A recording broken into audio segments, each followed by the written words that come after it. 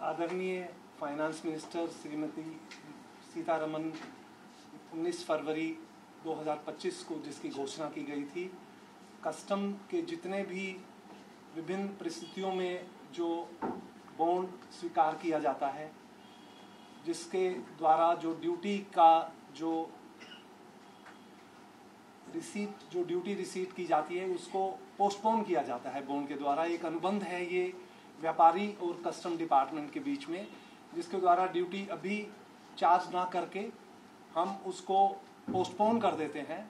इस bond की व्यवस्था को उसमें दो बड़े निर्णय लिए गए। एक तो ये कि जो विभिन्न परिस्थितियां कस्टम में बनती हैं जिनमें बॉन्ड लिया जाता है, उनके लिए सभी के लिए एक ही बॉन्ड लिया जाए, नंबर एक।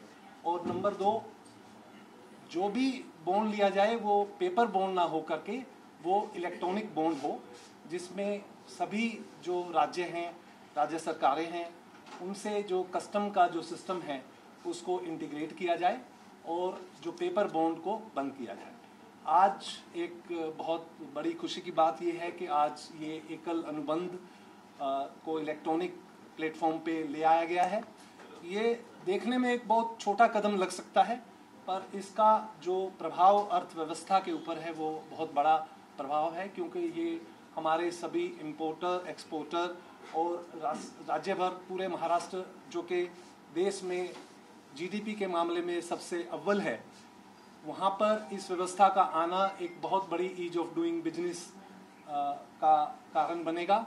जो व्यापार है वो उसके ऊपर एक मल्टीप्लायर इफेक्ट पड़ेगा और विभिन्न प्रकार की जो परिस्थितियां हैं जो कस्टम में होती हैं, जैसे कि प्रोविजनल असेसमेंट है, प्रोविजनल रिलीज है, टेस्ट बॉन्ड है, वेयर हाउसिंग के लिए बॉन्ड लिया जाता है, जितने भी एक्सपोर्ट प्रमोशन स्कीम्स हैं उनमें भी बॉन्ड का प्रयोग किया जाता है, और भी बहुत सारी परिस्थितियां हैं। ये मैंने आपको केवल एक उदाहरण के तौर पे बताई है, और बहुत सारे इसके प्रयोग करता है। इस जो स्कीम है या इस बॉन्ड की जो यूटिलिटी है उसको प्रयोग करने में importers, exporters, warehouse owners, shipping lines, transporters, custodians, CFSs, SEZs और बहुत सारे अन्य जो कस्टम के इकोसिस्टम में जितने भी स्टेक होल्डर्स हैं वो इस बॉन्ड का प्रयोग कर सकते हैं।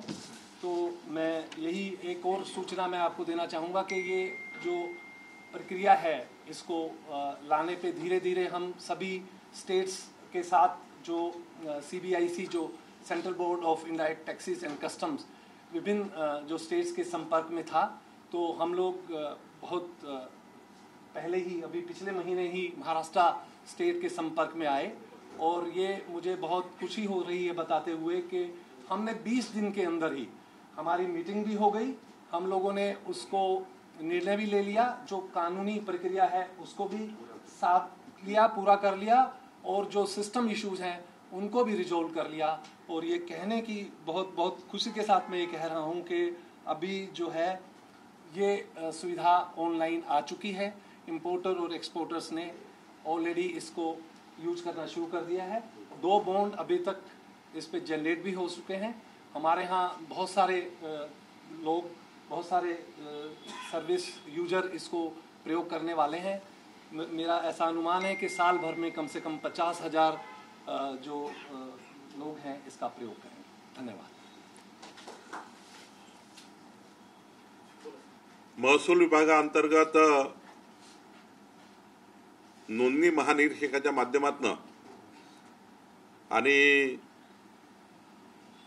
केंद्र सरकारचं कस्टम डिपार्टमेंट यांच्या वतीने एकल अनुबंध, ई स्टॅम्प, ई बॉन्ड प्रणाली आजपासून राज्यामध्ये लागू झालेली आहे। माननीय केंद्रीय मंत्री निर्मला सीतारामन जी, माननीय मुख्यमंत्री देवेंद्र फडणवीस जी यांनी आपलं राज्य जे या प्रणालीवर नव्हतं आणि आजपासून आपलं राज्य आता ई बॉन्डवर आलेलं आहे। ही ऑनलाइन पेमेंट व्यवस्था आहे आणि NESL आणि NIC यांच्या माध्यमातून त्यांच्या योगदानातून आमचे नोंदणी महानिरीक्षक आणि कस्टम विभाग या यंत्रणेने अत्यंत फास्ट 20 दिवसामध्ये ही प्रणाली डेव्हलप केलेली आहे। आता या ठिकाणी आमचे कस्टमचे ऑफिसर्सनी सांगितलं की किमान 50,000 डॉक्युमेंट्स, ज्या डॉक्युमेंटला ई बॉन्ड नसल्यामुळं देशातल्या इतर राज्याचे ई बॉन्ड वापरायचे। ई बॉन्डवर ही प्रक्रिया आहे। ई बॉन्ड कुठलाही घेऊ शकतो आपण, राज्याच्या इतर राज्याचे ई बॉन्ड वापरू शकतो। महाराष्ट्राचे ई बॉन्ड नसल्यामुळं इतर राज्याचे ई बॉन्ड वापरायचे आणि 50,000च्या वर डॉक्युमेंटचं नुकसान हे महाराष्ट्र राज्याला व्हायचं। आता मात्र आपला ई बॉन्ड आल्यामुळं आता आमचे IGR बिनवडे, आमचे SCS खारगे साहेब, या ठिकाणी आशिष जयस्वाल जे राज्यमंत्री फायनान्स आहे आणि या ठिकाणी आमचे कस्टमचे आमचे अधिकारी आहेत। तर या ई बॉन्ड प्रणालीमुळे आता 50,000 डॉक्युमेंट्स या सिस्टीममध्ये आता ई बॉन्डवर राहणार आहे। या ठिकाणी ई स्वाक्षरी असणार आहे आणि जसं आयातदार, निर्यातदार आणि आमचे कस्टम अधिकारी असा डिजिटल स्वाक्षरीच्या माध्यमातून ई बॉन्ड चालणार आहे। कागदपत्र संपल्यामुळं पर्यावरण आणि किफायतदार, पर्यावरणपूरक, कारण कागदच आता नसणार आहे, ई बॉन्ड असणार आहे। त्यामुळं एक कागद छपाई, स्टॅम्प पेपर छपाई ही या ठिकाणी वाचणार आहे। रिअल टाईम पडताळणी होईल, कारण जेव्हा ई बॉन्ड असतं तर रिअल टाईम पडताळणी होत असतं, ऑनलाईन पडताळणी होत असतं। त्यामुळं एवढं कागदोपत्री रेकॉर्ड पाहण्यापेक्षा 1 मिनिटात आपण कुठलाही ई बॉन्ड पाहू शकतो, करार पाहू शकतो। या ठिकाणी ही अत्यंत सुविधाजनक प्रक्रिया आहे आणि प्रणाली आहे आणि खरं तर सीमाशुल्क गतिमान होईल, व्यवसाय सुलभ होईल। शासनाच्या डिजिटल इंडियाचा जो आपला माननीय प्रधानमंत्री महोदयांचा जो मानस आहे, माननीय मोदींचा, की इज ऑफ डुईंग बिझनेस झालं पाहिजे, डिजिटल इंडियामध्ये क्रांती झाली पाहिजे। तर महाराष्ट्राने आज एक पाऊल पुढे घेत आमच्या अपर मुख्य सचिव श्री विकास खारगे, श्री बिनवडे, आमचे सर्व कस्टमचे उच्चस्तरीय अधिकारी यांनी यामध्ये इनिशिएटिव्ह घेतला। मी त्यांचं अभिनंदन करतो आणि या ई बॉन्डच्या माध्यमातून 50,000 व्यापारी आणि आयात निर्यात करणाऱ्या या वर्गाला एक मोठा दिलासा या ठिकाणी मिळणार आहे।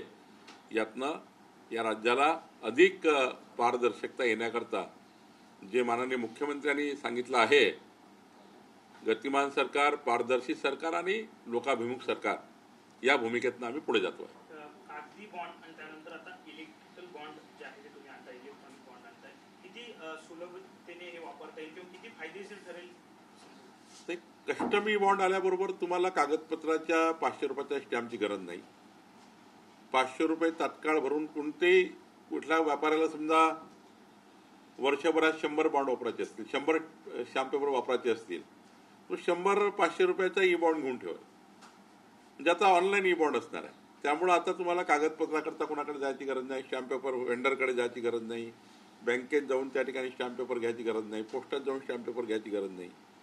ई बॉन्ड नसल्यामुळं आत्ता जे व्यापारी काय करायचे, आयात निर्यातवाले इतर राज्याची ई बॉन्ड वापरायचे, त्यामुळे राज्याचं नुकसान व्हायचं आपल्या महसुलाचं। 50,000 डॉक्युमेंटचा नुकसान आणि आता 50,000 डॉक्युमेंटला 500 रुपये, त्यामुळं हे एक मोठा त्या ठिकाणी फायदा राज्याला आहे। आणि आता ई बॉन्ड ऑनलाईन आहे, तुम्ही ई बॉन्ड काढू शकता, कोणी ई बॉन्ड काढू शकतं। त्यामुळं इतकं सोपं आहे की एका 30 सेकंदामध्ये तुम्हाला ई बॉन्ड मिळू शकतो।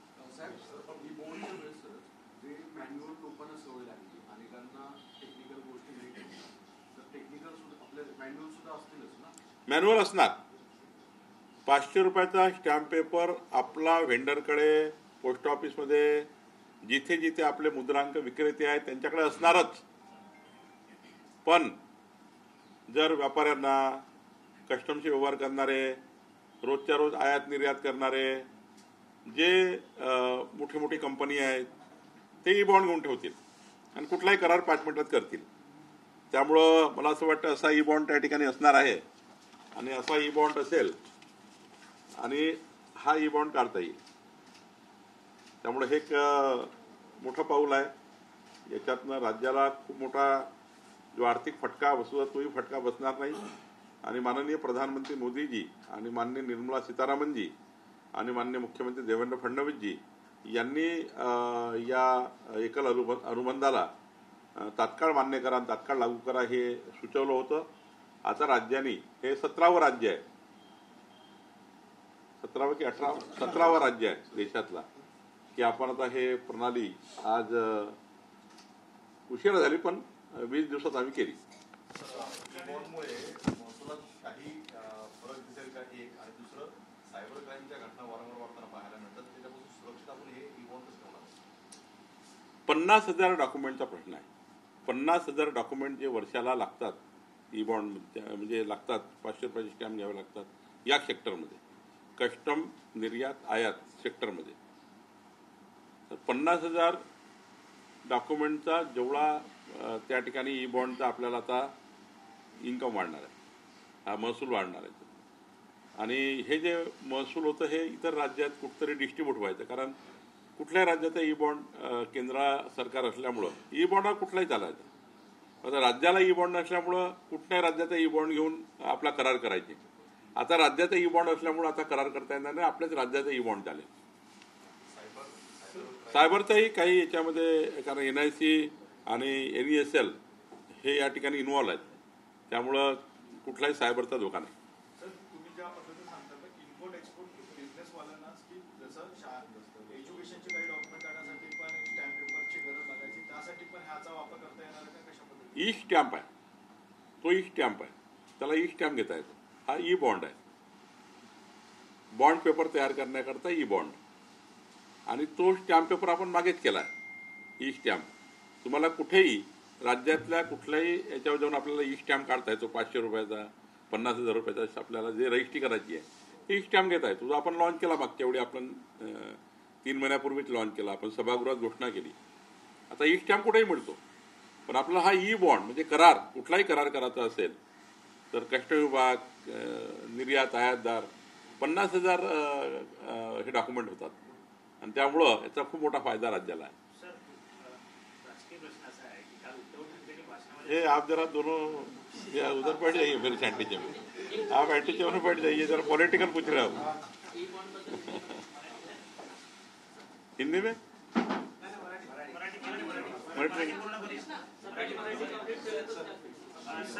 आप इधर बैठे ना एंटीचे में.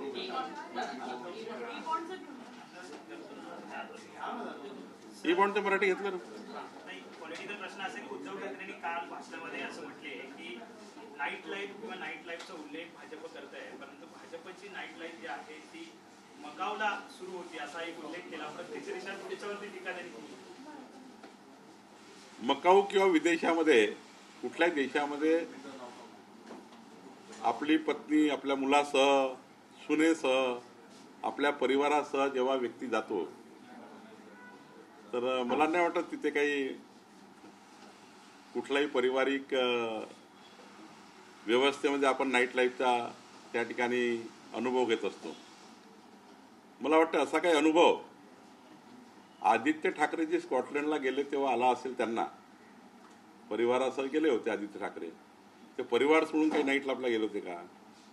ते उद्धव ठाकरे जेव्हा लंडनला जातात तेव्हा त्यांचा परिवार बाजूला ठेवून ते नाईट लाईफला जातात का? हे मला त्यांनाच माहिती असेल, उद्धवजी आणि आदित्यना. त्यामुळं मला असं वाटतं त्यांनी अशी टीका केली असेल. मी तर माझ्या सुना, लेकरा, बाळासहित त्या ठिकाणी मला माहिती आहे, मी मकाऊला आणि हाँगकाँगला नातू होता माझा छोटा. त्यामुळं ते त्यांनी तर तेव्हा आपल्याला माहिती आहे की आमचे फोटो मॉर्फ केले, एकामेकाला जोडले, फोटो कुठला, नाव कुठलं, बोट कुठली, त्यामुळे ते मॉर्फिंग केलं. तरी उद्धव ठाकरेजींना मला वाटतं असा अनुभव असेल लंडन आणि स्कॉटलंडमध्ये.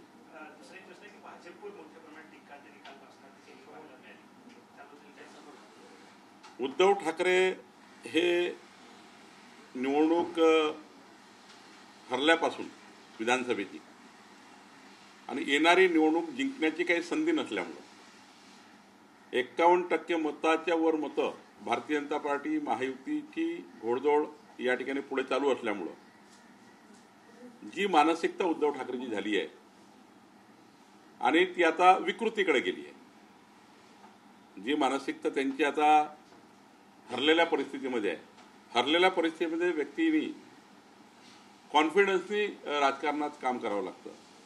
कुणाला शिवीगाळ करून कुणाला अपमानित करून राजकारणामध्ये माणसं मोठे होऊ शकत नाही. उद्धव ठाकरे ज्या पद्धतीने एकनाथ शिंदेजी, माननीय प्रधानमंत्री मोदीजी, माननीय मुख्यमंत्री देवेंद्र फडणवीसजी यांच्यावर बोलतात, त्यांचं विकृत मानसिकतेचं प्रदर्शन कालच्या दसरा मेळाव्याच्या भाषणात होतं असं मला दिसलं. सर, हे सगळं होत असताना रामदास कदमांनी एक गंभीर आरोप केलाय की बाळासाहेब ठाकरेंचा मृत्यू झाल्यानंतर अनेक दिवस जे आयटी डेडबॉड ठरलेले होते आणि त्या काळामध्ये त्यांनी हाताचे ठसे वगैरे घेतलेले. हिंदू हृदय सम्राट बाळासाहेब ठाकरे यांचा जेव्हा मृत्यू झाला तेव्हा ते शिवसेनेमध्ये होते उद्धव ठाकरेंजी सोबत, त्यामुळे त्यांनाच माहिती असेल, मला त्याबद्दलची काही माहिती नाही. दुसरा एक असा आरोप होतोय की आदिवासींच्या जमिनी ज्या आहेत त्या कुठेतरी लाटण्याचा प्रयत्न सरकार करते, असा एक आरोप जो आहे तो केला जातोय. समजून घेतलं पाहिजे या विषयाचं काय शासन निर्णय करतोय, अजून निर्णय व्हायचा आहे. आदिवासी अनेक शेतकऱ्याची मागणी अशी आहे की गडचिरोलीतनं आहे, पालघरमधनं आहे, नंदुरबारमधनं आहे, धुळ्यामधनं आहे की आमच्या ज्या पडीत जमिनी आहे त्या पडीत जमिनी कधीच आमच्या उपजाऊ होऊ शकत नाही, ॲग्रिकल्चर होऊ शकत नाही. त्या जमिनीला आम्हाला रेंटवर देण्याची परवानगी द्या, किरायाने देण्याची परवानगी द्या. जमिनीचा रेंट त्यांना येईल तर त्या रेंटवर त्या जमिनीतून त्यांना उत्पन्न मिळेल. जसं मुख्यमंत्री सौर वाहिनी योजना, ही योजनेमुळं काय होतं, 50,000 रुपये एकरी, 1.25 लाख रुपये हेक्टरी घर बसल्या त्या शेतकऱ्यांना मिळतात आणि जमीन ही शेतकऱ्याची असतं. आणि हा जो करार होणार आहे लीजचा किंवा रेंटचा करार होणार आहे हा कलेक्टरसमोर रजिस्टर होणार आहे. त्यामुळं आदिवासीच्या कुठल्या हक्काला धोका नाही, आदिवासीचं कुठलं हक्क डावलता येत नाही. आदिवासी जमीन आदिवासीच्या नावावर राहणार, मात्र पडीत जमीन, खडकाळ जमीन जी आहे त्या जमिनीतनं आदिवासी समाजाला, आदिवासी व्यक्तीला, आदिवासी शेतकऱ्यांना त्या जमिनीचं रेंट मिळेल, किराया मिळेल. याकरता त्यांना एक रेंट करण्याची किंवा त्या ठिकाणी जमीन किराया देण्याकरता सरकारची परवानगी पाहिजे होती. ती परवानगी देण्याचा शासन निर्णय अजून विचारात आहे, पूर्ण झाला नाही आहे. त्यामुळं आदिवासी समाजाला जे या ठिकाणी भडकवणारे काही लोक आहेत त्यांनी केलेला हा प्रयोग आहे. साहेब, जरांगे यांनी आज एक भूमिका मांडली की शासनाच्या कर्मचाऱ्यांचे पगार हे काही विशिष्ट रक्कम कट करावी. जो शासनाने निर्णय घेतला की साखर कारखानदारांकडनं पैसे कट करायचे, वास्तविक कारखानदार हे शेतकऱ्यांकडनं, ऊस उत्पादकांकडनं पैसे कट करते. त्याच्याऐवजी शासकीय कर्मचारी जे आहेत त्यांच्याकडनं 2,500, 5,000, 10,000 जसं वेतन त्यांचं अधिक आहे त्या प्रमाणामध्ये खर्च करावं. महसूल मंत्री किंवा सर्वात जास्त अधिकारी जे यंत्रणा येतात ते तुमच्या अक्षरात येतात. या संदर्भात तुमची भूमिका काय आहे? कुठल्याही अधिकाऱ्याची, कुठल्याही व्यक्तीचे पैसे कपात करून देण्याची काही गरज नाही. शासन दिवाळीपूर्वी शेतकऱ्यांना योग्य पद्धतीने, शेतकऱ्यांना, मला हा दावा करता येणार नाही की जे काही पूर्ण पिकवणार होते शेतकरी ते पूर्ण मिळणार आहे त्यांना, पण शेतकऱ्यांना समाधान होईल असा निर्णय माननीय मुख्यमंत्री देवेंद्र फडणवीसजी, आपले एकनाथ शिंदेजी, माननीय अजित पवारजी घेणार आहेत. त्यामुळं हे जे याच्यातून कपात करा, त्याच्यातून कपात करा याची वगैरे फार गरज भासणार नाही. मला वाटतं आमचे मुख्यमंत्री आणि आमचं सरकार निर्णय घेईल. इनका मराठी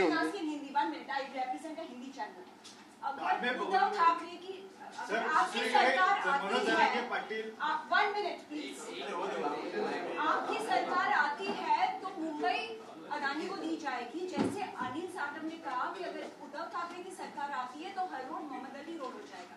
इसके बारे में आपकी क्या प्रतिक्रिया है? देखिए, ना हमारी सरकार ने कभी ऐसा निर्णय किया है ना कभी करेगी. माननीय देवेंद्र फडणवीस जी की सरकार, हमारी सरकार मुंबई के डेवलपमेंट के लिए प्राइवेट प्लेयर्स को साथ में लेकर गरीब व्यक्ति के लिए घर बनना चाहती है और इतना बड़ा इंफ्रास्ट्रक्चर डेवलप होने जा रहा है, जो धारावी पुनर्विकास प्रकल्प जो पूरे वर्ल्ड में गरीब लोगों को घर देने वाला इतना बड़ा प्रोजेक्ट कहीं नहीं है। वो प्रोजेक्ट को लेकर उद्धव ठाकरे का, उनके चाहने वालों का पेट दर्द होता है, क्योंकि उन्होंने कभी मुंबई के बारे में विचार नहीं किया। देवेंद्र फडणवीस सरकार ने किया, एकनाथ शिंदे जी ने किया, हमारे अजीत पवार जी की सरकार ने किया है। तो ये उनको जलन होती है कि मैं नहीं कर सका, वो देवेंद्र फडणवीस जी कर रहे हैं। इस वजह से वो पॉलिटिकल एजेंडा लेकर ये बात कह रहे हैं। मुझे लगता है उद्धव ठाकरे जी की मानसिकता विकृत रूप से सामने आ रही है। हारने के बाद उद्धव ठाकरे, विधानसभा चुनाव में हारने के बाद उद्धव ठाकरे जी मुंबई भी नहीं जीत पाएंगे, ऐसा उनको मालूम हो गया है। क्योंकि 51% वोट शेयर लेकर बीजेपी, शिवसेना और अजीत दादा अलायंस में हम लोग, जो हमारी महायुति है वो आने वाली है। इसलिए वो विकृत मानसिकता में, गिरी हुई मानसिकता में टीका टिप्पणी करते हैं। कभी वो अडानी के ऊपर करते हैं, कभी अंबानी के ऊपर करते हैं। उद्धव ठाकरे जी कई बार अडानी के साथ बैठे हुए हैं। मैं अभी यहाँ पॉलिटिकल बात करना ठीक नहीं है, लेकिन जब जब उद्धव ठाकरे खुद के लिए बात करते हैं तो फिर उनके लिए अडानी जी भी एक हो जाते हैं, उनके लिए अंबानी जी भी एक हो जाते हैं। सारे व्यावसायिक उनके लिए वो मित्र बन जाते हैं। और जहाँ पॉलिटिकल बात आती है वो बताते हैं कि मुंबई बेचने वाले हैं। हमारी सरकार, देवेंद्र फडणवीस सरकार, मुंबई को कभी भी मजबूती रखेगी, सुरक्षित रखेगी। और जहाँ पर प्राइवेट पार्टिसिपेशन लेके कोई प्रोजेक्ट करना है, वो तो इस देश में, पूरे विश्व में यही है कि प्राइवेट पार्टिसिपेशन से कई प्रोजेक्ट होते हैं। उस प्रकार से मुंबई को धारावी पुनर्विकास प्रकल्प को लेकर सरकार आगे जा रही है। इसमें कोई नई बात नहीं है। सर, आज से राज्य में ई बॉन्ड की फैसिलिटी जो है वो आप शुरू करने जा रहे हैं। महाराष्ट्र 17वां राज्य होगा। कितना इससे फायदा होने वाला है महाराष्ट्र के नागरिकों को? आज महत्वपूर्ण निर्णय महाराष्ट्र सरकार ने लिया है। हमारे प्रधानमंत्री मोदी जी, हमारे फाइनेंस मिनिस्टर निर्मला सीतारमण जी, माननीय मुख्यमंत्री देवेंद्र फडणवीस जी ने ई बॉन्ड की जो सुविधा है वो महाराष्ट्र सरकार ने करनी चाहिए। हमारा जो स्टैम्प डिपार्टमेंट है, जो रजिस्ट्रेशन डिपार्टमेंट है, और इधर केंद्र सरकार का कस्टम डिपार्टमेंट है, दोनों डिपार्टमेंट एक आकर, NESL और NIC एक आकर, इन्होंने एक पिछले 20 दिनों में इनिशिएटिव लिया।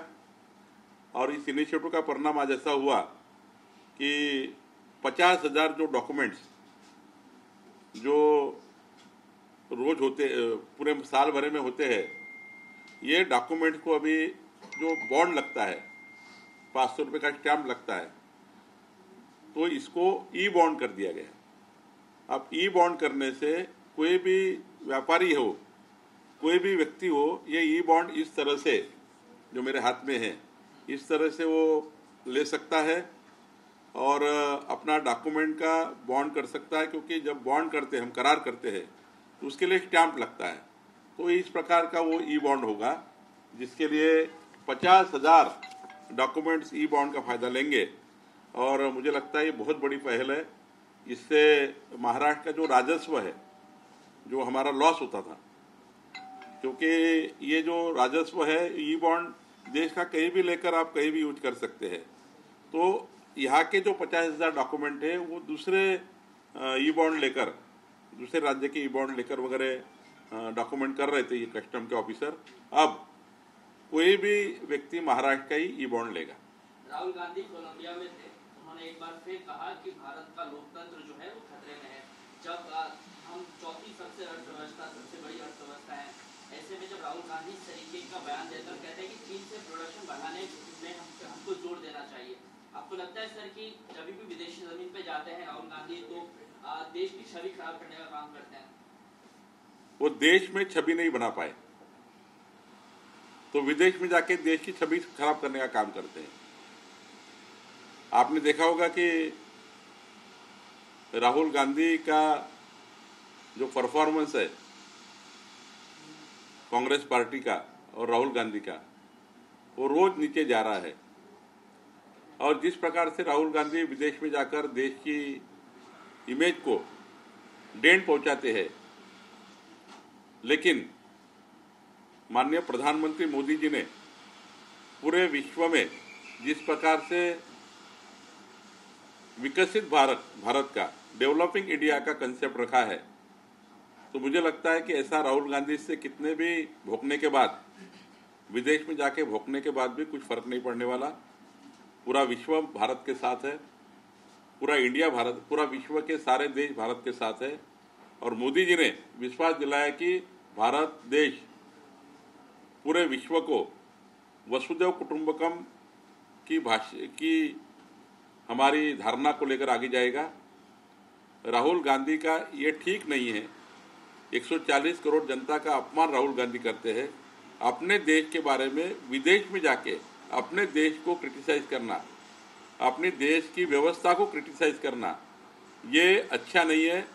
राहुल गांधी को देश की 140 करोड़ जनता सबक सिखाएगी और हमारे हिंदुस्तान की इमेज खराब करने वाले राहुल गांधी, इनको देश ही आगे जाने वाले चुनाव में जहाँ जहाँ राहुल गांधी देश में पाव रखेंगे वहाँ उनको ये प्रश्न पूछा जाएगा कि आपने कोलंबिया ने ये बोला था, आपने अमेरिका में ये बोला, यूके में ये बोला। उनका पूरा डॉक्यूमेंट है जनता के पास कि इंडिया के बारे में विदेश में क्या क्या बातें राहुल गांधी करते हैं। तो मुझे लगता है अगर राहुल गांधी को इंडिया पसंद नहीं आता है तो इटली में जाके मुक्काम कर ले, इटली में जाके उनका मुक्काम बढ़ा दे, या फिर वहाँ का रहिवासी प्रमाण पत्र ले ले, उधर ही शिफ्ट हो जाए, ऐसा मुझे लगता है। काँग्रेसकडून काल सावरकरांबाबत एक ट्विट जाहीर करण्यात आलं होतं। काल उद्धव ठाकरेंचं भाषण शिवाजी पार्कवरती होतं, असं वाटत होतं की ते काहीतरी समाचार घेतील या सगळ्या वक्तव्याचा, परंतु तो काही दिसलं नाही। स्वातंत्र्यवीर सावरकरांचा अपमान काँग्रेसने 50दा केला, 500दा केला। स्वर्गीय इंदिरा गांधीजींनी स्वातंत्र्यवीर सावरकरांना सन्मानित करण्याचे डाक तिकीट पर्यंत त्या ठिकाणी स्वातंत्र्यवीर सावरकरांबद्दल सन्मानित करण्याचं काम केलं। पण राहुल गांधी आणि काँग्रेस स्वातंत्र्यवीर सावरकरांना अपमानित करतं, त्यावर उद्धव ठाकरे काही बोलत नाही। याचा अर्थ समजून घ्या की येणाऱ्या निवडणुकीमध्ये मताची लाचारी उद्धव ठाकरेंना करायची आहे। उद्धव ठाकरे हे काँग्रेसच्या मदतीशिवाय एक पाऊलही पुढे जाऊ शकत नाही।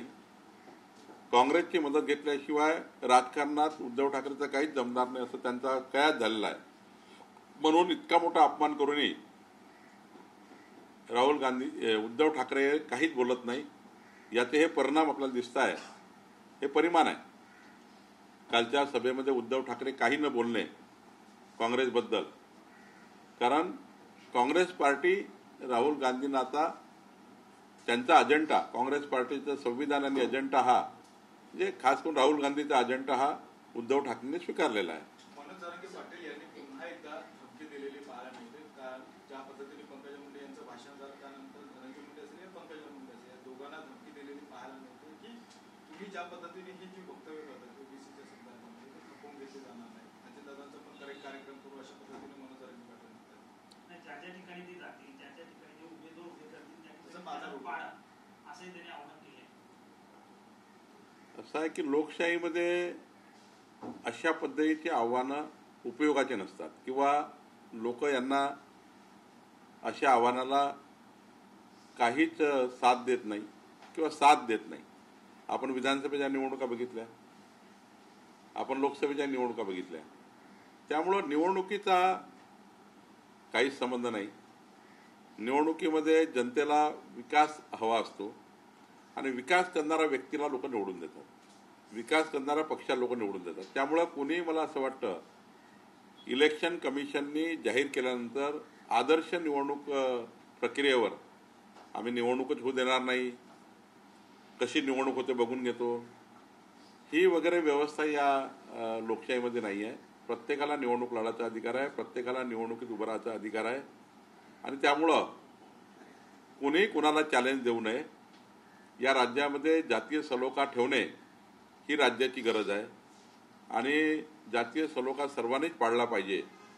एका बाजूने आपण ओबीसी किंवा मराठा असा जातीवाद कुठल्याही गावात येऊ नये, कुठल्याही वस्तीमध्ये येऊ नये, समाजामध्ये येऊ नये, ही काळजी सर्वांनीच घेण्याची गरज आहे. जी कुणबी प्रमाणपत्र पाठवते आहे, त्या प्रमाणपत्रासाठी समान आडनाव किंवा सारखी आडनाव जे आहेत तसेच प्रमाणपत्र त्यांच्याकडून घ्या, नाहीतर फसवले जात असेही त्यांनी.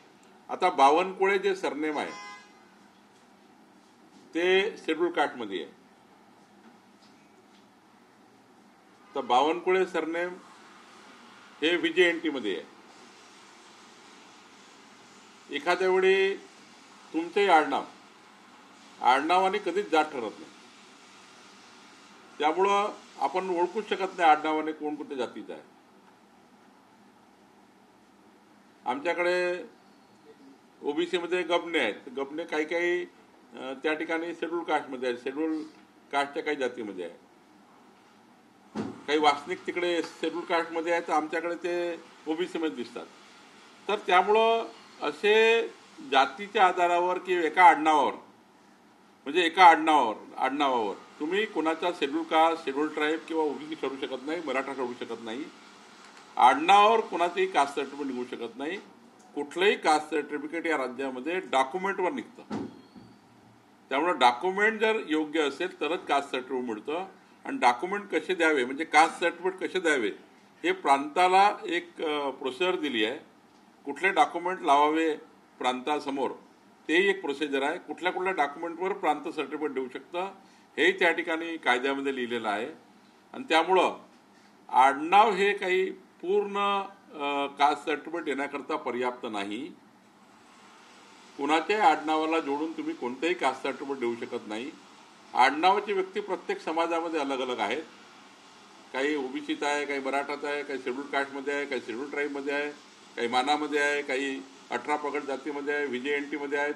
त्यामुळे मला असं वाटतं की याच्यामध्ये असा आपण निर्णय करू शकतो. एक शेवटचा प्रश्न, लाडकी बहीण योजनेसाठी खरं तर EKYC करणं बंधनकारक केलेलं आहे आणि मात्र अद्यापही बऱ्याच जणांचं आहे ते EKYC बाकी, त्यामुळे दिवाळीपर्यंत हप्ता मिळणार नाही असं देखील सांगितलं जात आहे. EKYC याकरता बंधनकारक केली आहे की जेव्हा ऑनलाईन पेमेंटची व्यवस्था आपण करतो तेव्हा EKYCच्या माध्यमातून सेक्युअर्ड पैसे लोकांना जातात. त्यामुळं EKYC ही कुठल्याही व्यवस्थेमध्ये आवश्यक आहे. शेतकऱ्यांना पीक विमा योजना असो की शेतकऱ्यांना कुठली त्या ठिकाणी आपले प्रधानमंत्री कृषी योजनेचे 6,000 रुपये महिन्याचे असो, कुठल्या योजनेला EKYC आहे. आता संजय गांधीमध्ये EKYC आहे. त्यामुळे EKYCच असली पाहिजे आणि त्यातूनच पारदर्शकता निर्माण होते.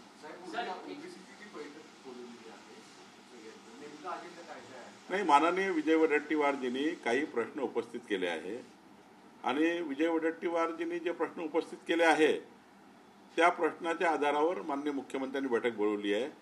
त्या बैठकीत त्यांचा जो काही समज झाला आहे GR संबंधाने असेल किंवा त्यांच्या काही ओबीसीच्या बद्दलच्या मागण्या आहेत, मी त्या बैठकीला आहे.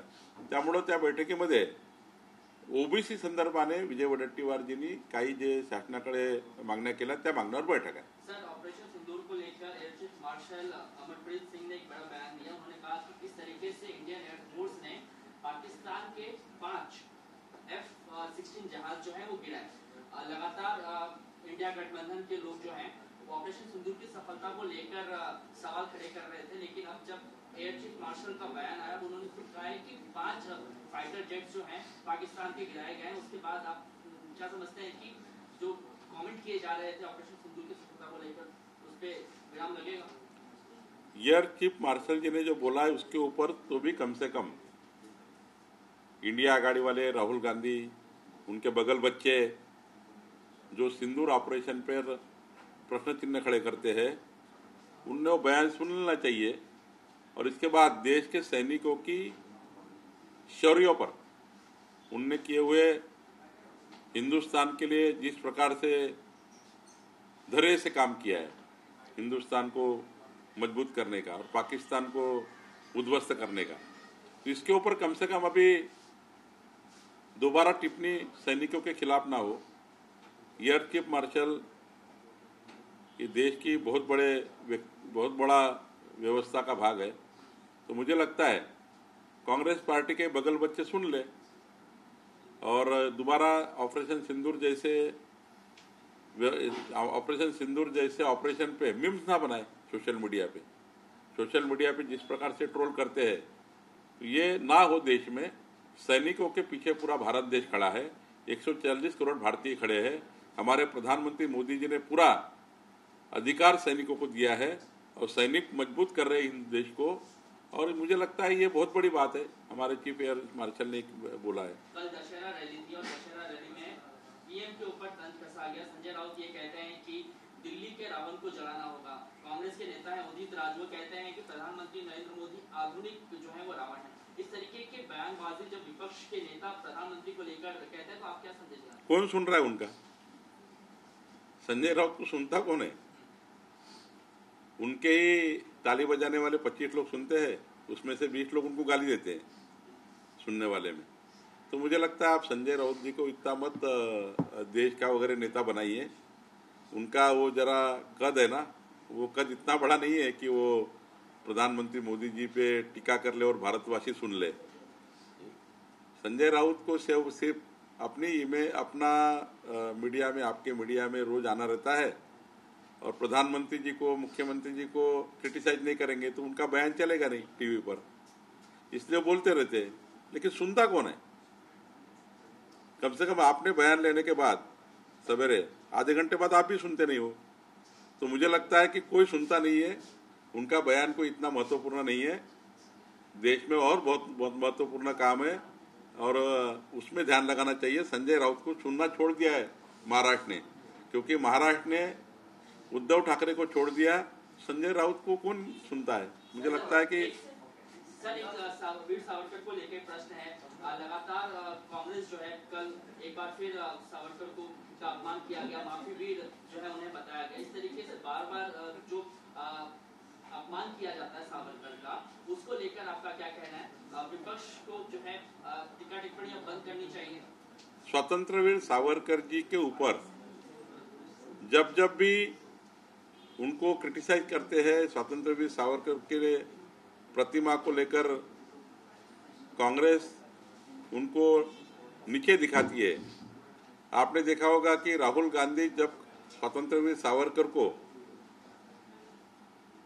निचला भाषा में बोल रहे थे, तब आदित्य ठाकरे ने बुल्डाना में जाकर, शेगांव में जाकर गले से गले लगाया राहुल गांधी को। कल का दसरा मेळावा में उद्धव ठाकरे से अपेक्षा थी कि कांग्रेस पार्टी के बारे में कुछ बोले, लेकिन वो गोदी में बैठे, वो कांग्रेस पार्टी के गोदी में बैठे। उनके सारे विचार स्वीकार कर लिए उद्धव ठाकरे ने, हिंदुत्ववादी विचार छोड़ दिए। इस वजह से कांग्रेस पार्टी को वो कुछ बोल नहीं सकते, क्योंकि चुनाव सामने है। अगर स्वतंत्रवीर सावरकर जी के बारे में अगर उद्धव ठाकरे बोले तो उनके वोट्स कम होंगे, ऐसा डर लगता है उद्धव ठाकरे को करके। मुझे लगता है कि उन्होंने कुछ नहीं बोला है। अनिल साहब ने कहा कि रोड हो जाएगा, खान मेयर बनेगा, आती सरकार मुंबई की इलेक्शन। आपके पार्टी में भी मुस्लिम्स हैं, क्या इससे माहौल खराब नहीं होता है मुंबई का?